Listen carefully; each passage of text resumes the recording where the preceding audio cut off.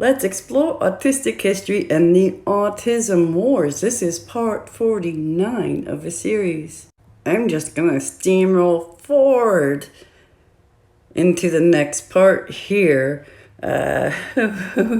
where Burton is speaking under the section, look into their eyes and hear their silence. We are at the April 6, 2000 hearing, Autism, present challenges, future needs, why the increased rate. So this is a congressional hearing on autism.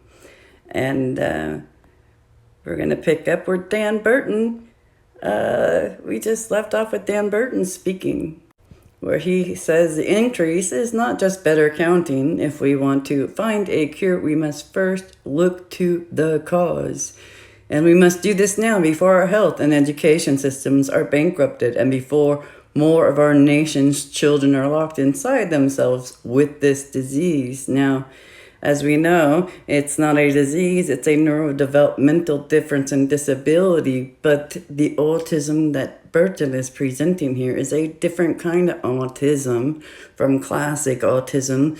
They think there's this new kind that's acquired and triggered by something in the environment. So this autism they were talking about was a different autism than the autism before. I mean, it's fucking twisted. But yeah, here we go. Back to the article. And yes, this is a United States congressional hearing. This shit is going down. Oh yeah. So sadly, it seemed Burton focused on finding the cause and cure of autism so his grandson could be normal again, rather than accept the fact he was a grandfather of an autistic, instead of looking at what was needed to improve the quality of his grandson's life. He believed in healthcare charlatans that promised to recover or cure kids with some magical protocol. Oh gosh. And the entire hearing was broadcasted on C-SPAN. During the hearing, Burton gave a shout out to his daughter, Danielle Sarkins.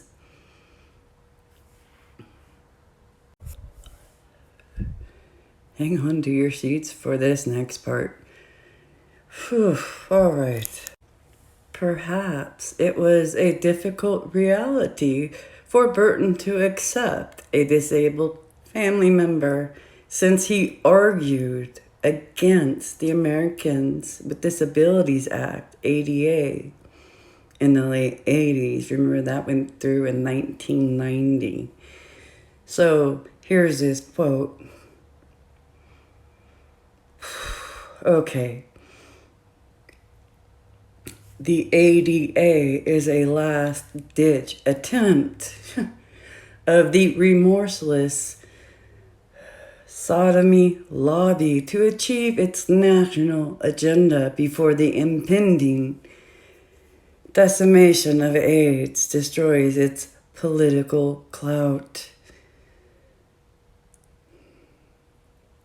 Their bill simply must be stopped. There will be no second chance for normal America if the ADA is passed, said Burton.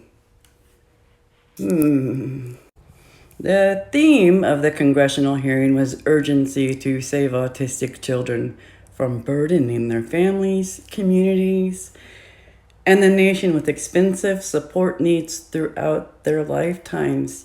Every professional that reported the MMRs or another toxic encounter could be a trigger for a subset. A special group of autistics also spoke to the impending autism epidemic. They believed this regressive autism was at fault for increase in autism prevalence rates, not classical autism. During this hearing, Dr. Mary Megson testified. She was a board-certified pediatrician, fellowship trained in child development, a member of the American Academy of Pediatrics, and on staff with the Medical College of Virginia. Oh yeah, autistic history, it's brutal. Brutal. It gets only more brutal going forward. Sorry.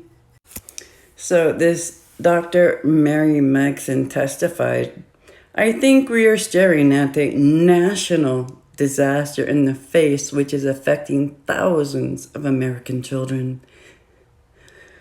These children are physically ill, immunosuppressed, have a chronic autoimmune disorder affecting multiple organ systems. We must get funding to look at the etiology of autism and identify these children prior to autistic regression and prevent this disorder.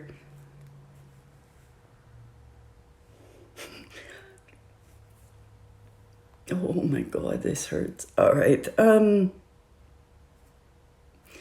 Continuing with their statement, implementing the policies, those MMR ones, which are safe for all children, should be our first priority.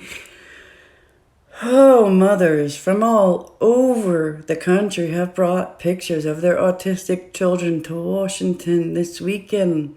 Most of these children were born normal and lost to autistic regression. Look into their eyes and you will hear their silence.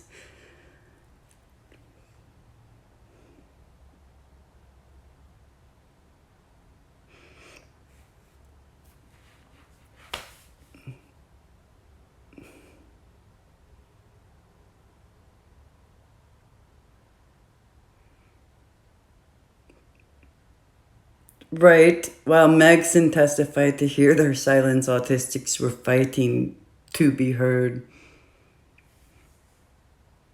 So now we're going to move into some emails and some back and forth that went on between autistic community and autism community under the section titled Hear Our Voices. And this is the Hear Their Silence rally was scheduled to happen on April 8, 2000 in Washington, D.C. The stated goal of the rally was to increase knowledge and awareness of autism, improve educational and treatment methods, secure additional funding for research into effective treatments, and to search for a cure. The rally was co-sponsored by ARC and Open Your Eyes to Autism. On March 28, 2000, Laura Tyson, TISONCIK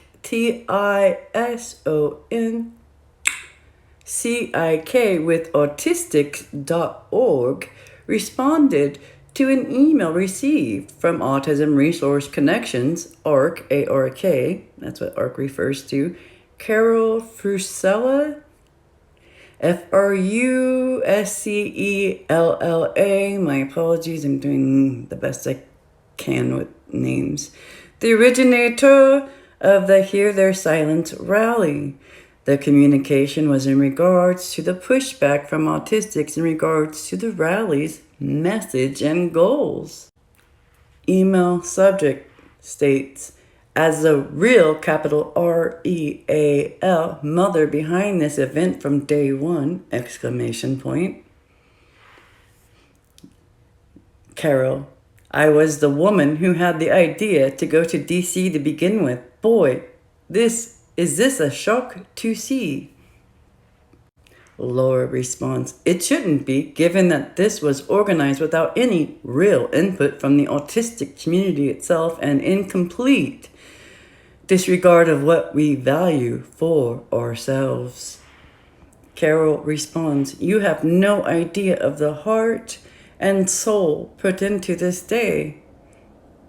Laura responds, that makes pursuing an agenda that ignores and offends autistics appropriate?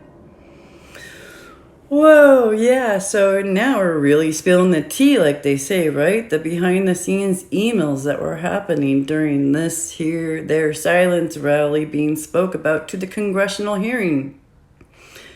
All right, more autistic history coming up.